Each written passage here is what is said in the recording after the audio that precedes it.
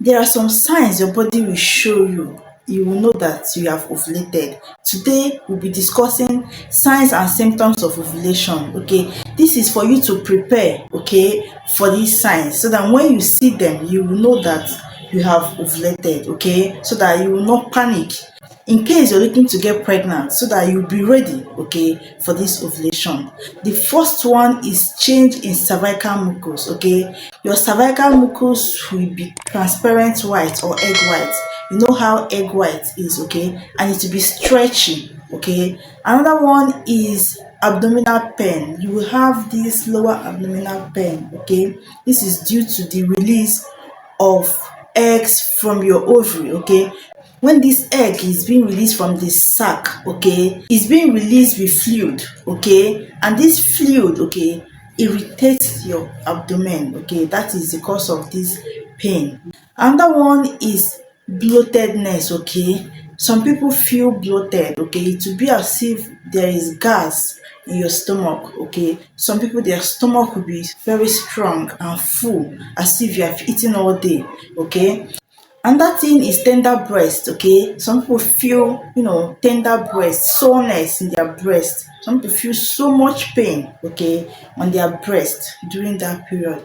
Mind you, if you don't see these signs, it doesn't mean that you have not ovulated. Okay, you can still ovulate without seeing all these signs and symptoms. Okay, another sign is libido change. Okay, some people during ovulation, their libido will be very high. Okay, very very high. Okay, they will want to have sex multiple times. Okay, this is one sign of ovulation. Another thing is nausea and headache. Okay, some people during their ovulation, they feel nausea so much. Okay, they feel like vomiting when they eat or anything.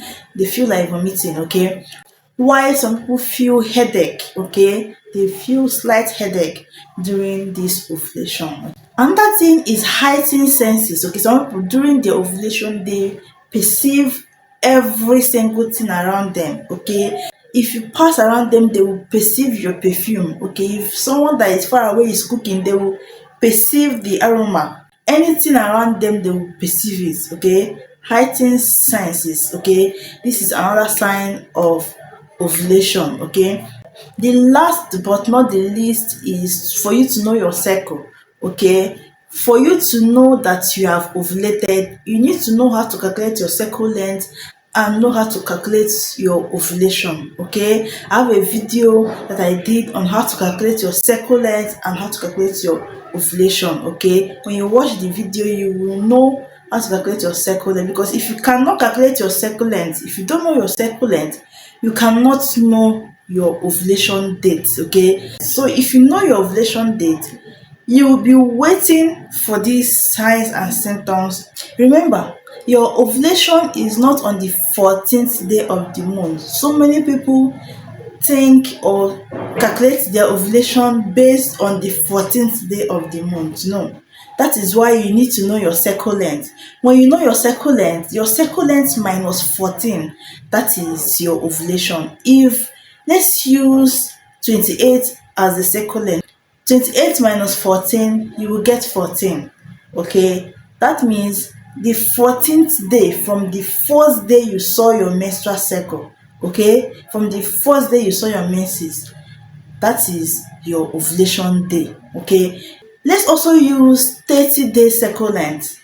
30 minus 14, it will give you 16. It means that your ovulation date is on the 16th day from the first day you saw your menstrual cycle. So knowing your cycle length is key, is very very necessary. If you have learned something from this video, then subscribe to this channel and share this video to as many people as possible. Okay, and we will see on our next video.